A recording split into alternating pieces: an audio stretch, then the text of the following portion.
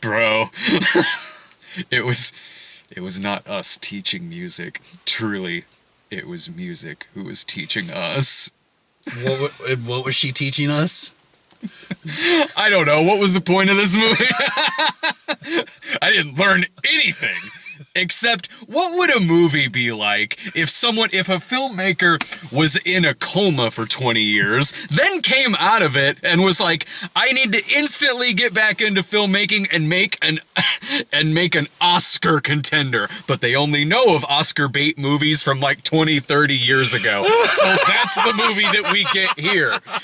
And somehow, no one was on set to be like, is this really a good idea? No one, not a single one, between the acting veterans who are in this movie, like Mary Kay Place is in this, Hector Elizondo, to then also people like Kate Hudson is in this. How is not one person involved with this movie? How did anyone not say, guys, have you been online? We will get run out of here with torches if we do this. If we continue to do this and release it. How? Especially because you have both Hector Elizondo and Juliette Lewis in this movie, who are both in The Other Sister in 21 years ago, which didn't go over good 21 years ago. And they were like, well, maybe it'll go over fine in 2021. I'm sorry, 22 years ago. Maybe that's just needed time to properly appreciate the movies like The Other Sister and Radio. And oh yeah, it's bringing back the classics. Like, I hadn't seen a trailer for this movie, but I knew what it was about. I did kind of go into it with an open mind, to be perfectly honest. I did. I didn't go in just wanting to jump on this movie. We actually do that with all controversial movies. We give it the benefit of the doubt going in. Especially one where I didn't see any trailers for it. I knew what it was about, and I saw the poster. Yeah. But it only took 5 seconds into this movie to be like, oh yeah, that's what this is. I was like, well, maybe the reviews will be exaggerating a little bit. They're not. No. It takes you 5 seconds in to be like, this is exactly the same as Little Piece of Heaven and the girl playing Kirk Cameron's sister in that movie, jumping around, screaming, crying about manure on her shoes. It's that. It's they're bringing this back. It's Simple Jack from Tropic Thunder. There's that's coming up a lot in the reviews, and it's accurate. This movie is, honestly, if you want to break down what the plot of this movie is like, it's essentially like if you had like an abstract film student who decided to remake Riding the Bus with My Sister, the Rosie O'Donnell one from 20-some years ago. Dear. That's what this is. God.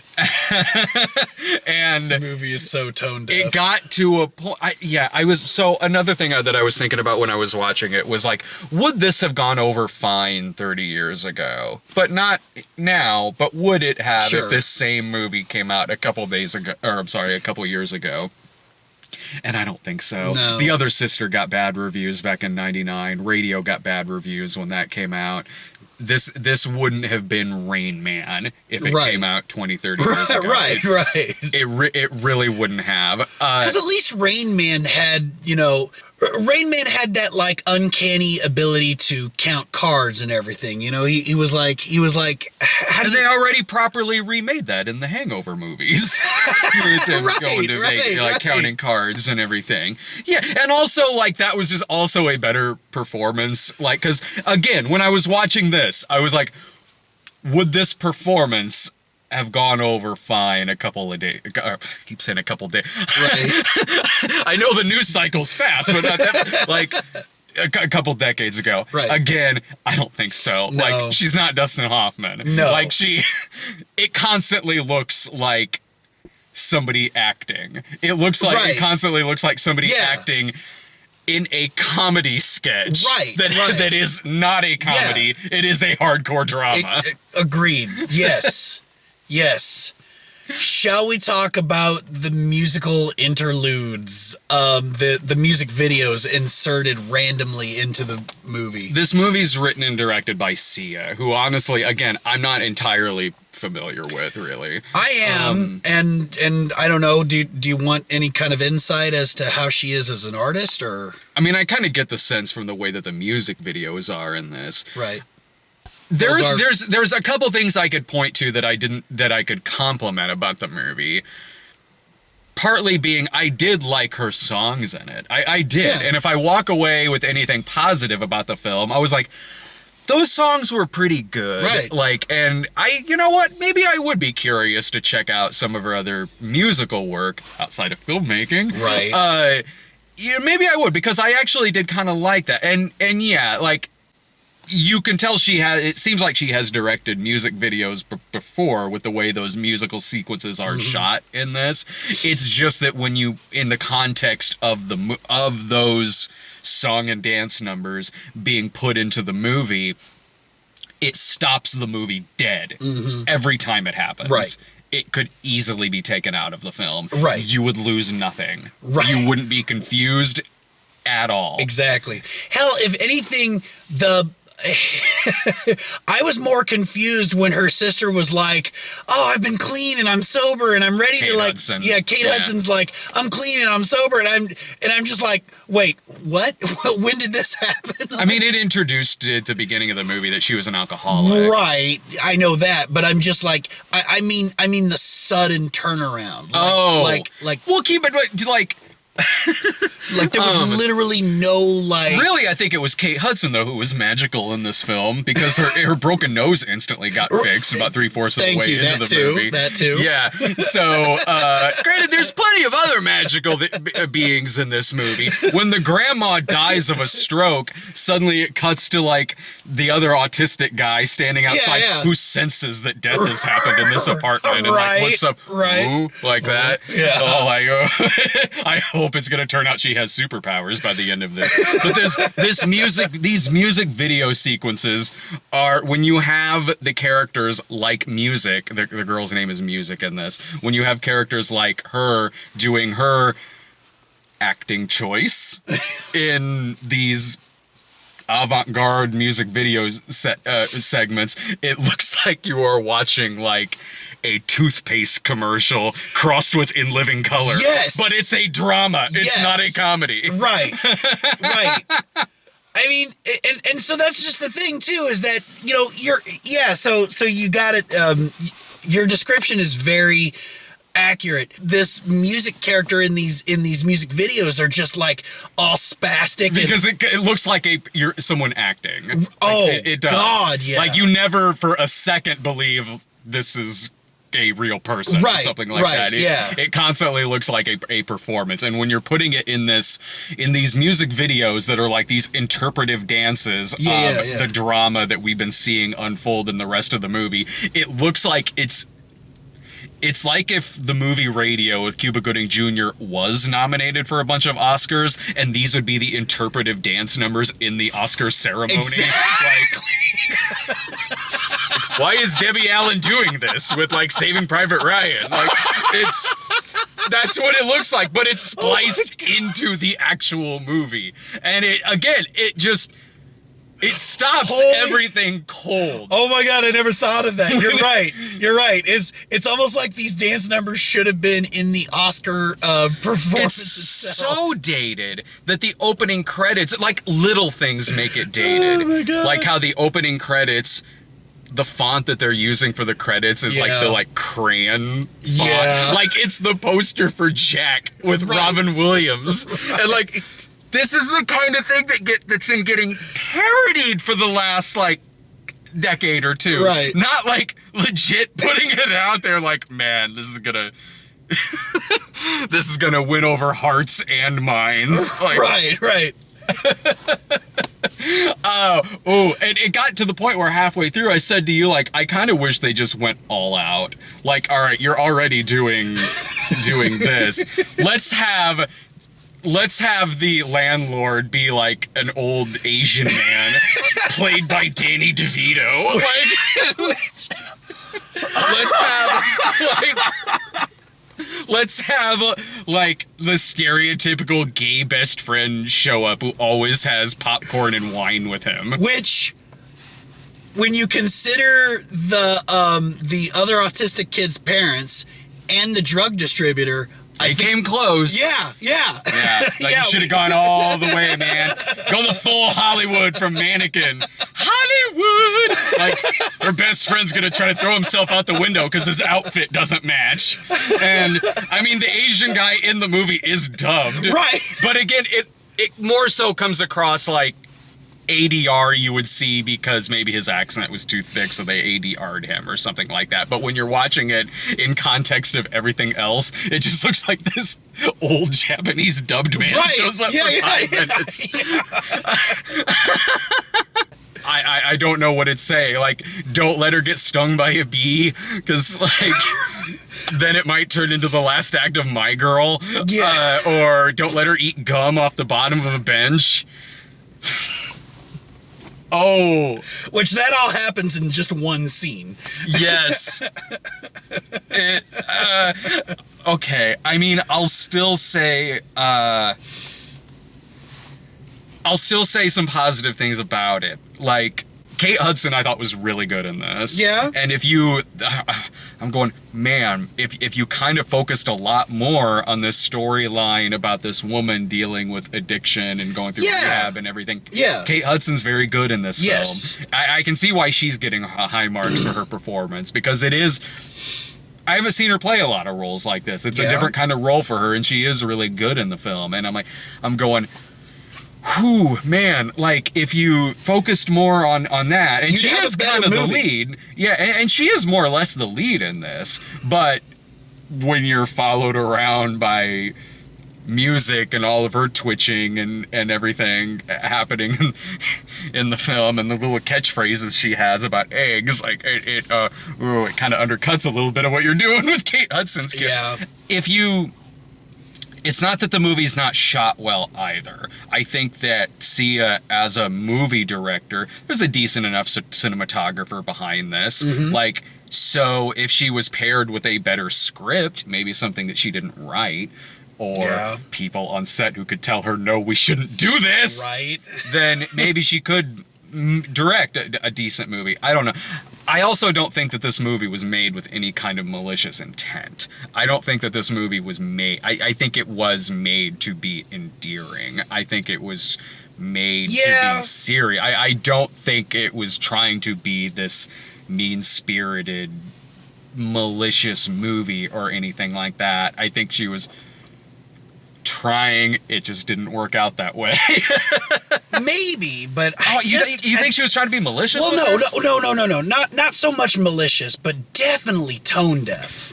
Again, like definitely, like she just had no idea what she was doing. Are you on social media? Like, you should know, like, fast. Like, you're gonna get run out of town if you make a movie like this. Oh yeah, which I think she did. I think she did. I think she did have to leave Twitter over this. Oh yeah. And so, okay, I don't think you should be sending her threats on social media. No, because, like I said, I really don't think she was trying to be mean or do anything like that with this movie. I just think it's a very naive film and dated, to put it wildly lightly. The movie's dated. Its performances are, the story kind of is. She needed Robert Downey Jr. on set. To give the speech from Tropic Thunder. Yeah. Again, like I said, when you have two people in this movie who already know this didn't go over well in the other sister, I am fascinated by how this movie got made. Right. I really am. Like, I was watching this movie, my jaw was dropped, going, this is one of the most awkward movies I've seen in a long time. And last week we watched a movie about women who give birth to cats. Right. And this is way, way more awkward. And I was constantly wanting to know the backstory of this. I was constantly wanting to know what was it like making this movie. How did it get made? How did it being greenlit is one thing. How did it continue to end up being what it is, right down to her having a cameo in the film as herself in a scene where Kate Hudson's delivering some pills. I forgot all about that. Yeah. So she's in the movie for one scene, and she's like excited that Kate Hudson showed up. Oh, is that the drug dealer? Yeah. Is that Sia over there? That looks like one of Sia's wigs. Oh, drug dealer. Oh, hey, I'm glad you're here. We're going to have a big party, and we're going to have all sorts of people here, so we need to get high as fuck. I will say this. As, like, self-serving as that cameo was, it was done better than a couple years ago when I watched The Fanatic, the Fred Durst movie.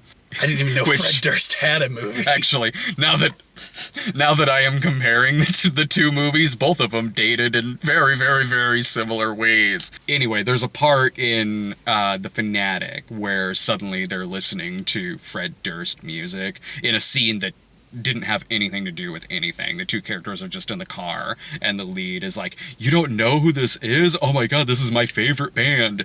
Like, this, I will say, in this movie, her cameo was integrated into this movie a lot better than that was. Oh, I see. In The Fanatic. Like, I see. I'll say that. I'm trying. You see something getting hated so much online, and you might have an instinct that'll be like, am I going to be the one who defends this, or something like it? You know what I mean? Like, you want to kind of think like, well, is it exaggerated? Is it really that bad? It's that bad. It's that bad. And so that's what I mean. I mean, it's okay, Brad. You can But I want to be fair. Be outraged. No, I'm not going to be outraged. No, I'm not. There's other things going on in the world. I'm not going to be outraged about the Sia movie. Like, so, but again, I do want to be fair and say that there are a couple of decent things about it. One of them being Kate Hudson's performance. Sure. Like I said, it's not badly shot. No, it's not. But again, this is still a terrible, terrible film. What grade would you give it? I was actually about to ask you that. So saying that, do you go for the F? No. Oh, really? No, because I can at least point to, like, Kate Hudson's really good in the movie. Some of the movie's not badly shot. The music, despite the fact you could entirely cut it out of the movie and it slows the movie down. The songs, when I say music, I mean the songs in the movie, not the character. Although, honestly, you could probably cut the character out of this movie too. The songs in it, I thought were pretty good if you just isolate them away from this film. So no, I can't go the F in regards to that. But a D-, just for how awkward this movie is, and just how stunned I was that this movie got made. It's a D-, man. That's where I'm going with it. All right, yeah, fair enough. Fair enough. I'll agree with that D-. You're going to D- too? Yeah. Because I knee-jerk reaction, F, but yeah, all right. You know, but with if you like you said, if you count in and I already forgot her name. Kate Hudson. Thank you. Yeah. Kate Hudson. Man, I've actually forgotten her name a few times today. Like earlier while we were watching it, I was like, who's she again? Is that Rose McGowan? So that's a lot of people were asking us to review this movie. So when I saw some of the headlines on it, and I go, yeah, they're right. We probably should review this. Right. Is there anything else about the movie you can think of? No, I'm pretty sure we covered everything.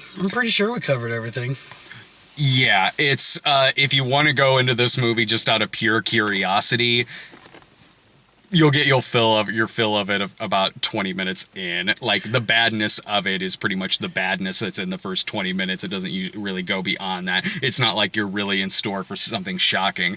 My final thought on it is it's like, in terms of the movie being well-intentioned, I guess, it's well-intentioned in that celebrity kind of way, whereas that Imagine music video about the coronavirus with Gal Gadot and all them was also technically well-intentioned, but it's just kind of celebrities being silly. Do you remember that? I don't. Oh, when they did like this, celebrities doing this montage of them singing John Lennon's Imagine. Oh, that. Yeah. Right at the beginning of the pandemic. Yeah, right at the beginning of it. Yeah. Yeah, it's like, this is well-intentioned in the way that was, where it's like, I think your heart's in the right place, but you are going to get made fun of. You are... Brace yourself for quite the roasting. Brace your career for quite the downfall, because, wow, yeah. Maybe they'll go back in time 30 years and submit the movie then, and then it'll get up for some Oscars. Oh, that would be hilarious. Billy Crystal's hosting and inserts himself into the movie like he used to do in his monologues. All right. Thanks for watching, everyone. Take care.